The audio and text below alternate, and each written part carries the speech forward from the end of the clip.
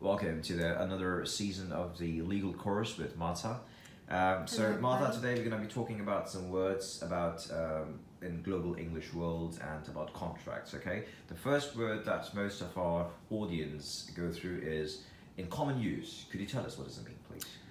First of all, hello everybody. It's a pleasure to have those few minutes with you and explain those words.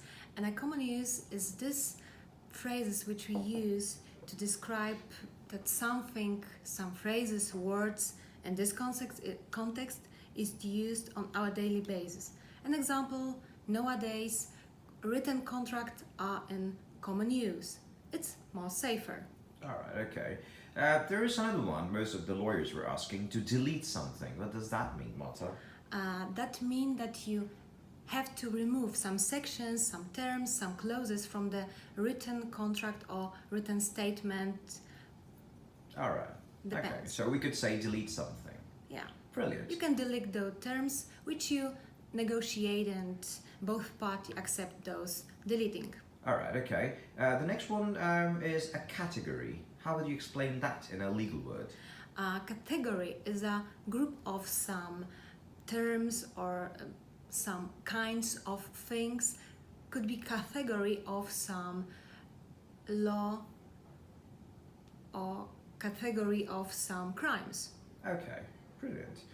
Um, could you give us some explanations, some examples of category of different type of laws, for example? Category of law you can describe family law, employment law, conveyancing law. So those things are categories and they contains a lot of details, of course. All right. Just out of curiosity, what does it mean by law of tort?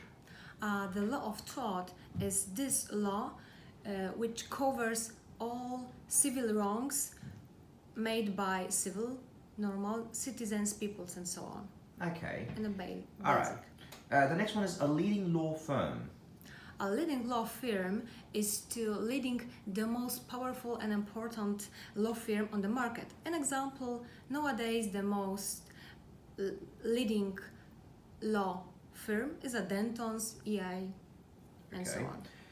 A non-negotiable. How would you explain that, Martha? It's a good question. If you ask me, it's those part of contract which you cannot change, delete, remove, negotiate. It's fixed. Okay.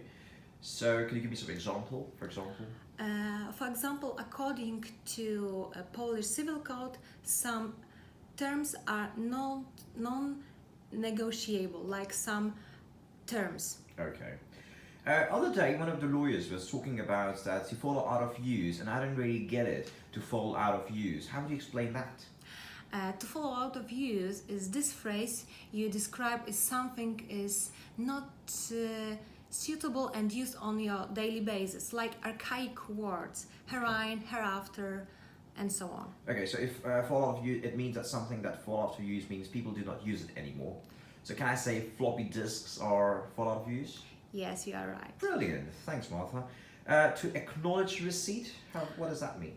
First of all, focus more and stop for a moment to recognize the words, the brilliant word, to acknowledge, because acknowledge is to accept, to approve, to confirm.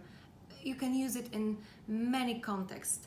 In this context, to acknowledge receipt is to confirm and accept such terms or statement and such things you can be received by the parties. All right, and it's kind of a confusing word because the word is receipt, and a lot of people get confused with the word recipe. So we know that recipe is used in a cooking, right? Yeah. And receipt is. Especially when we are not native, for us it's confusing and puzzling sometimes. Sure. All right, in full.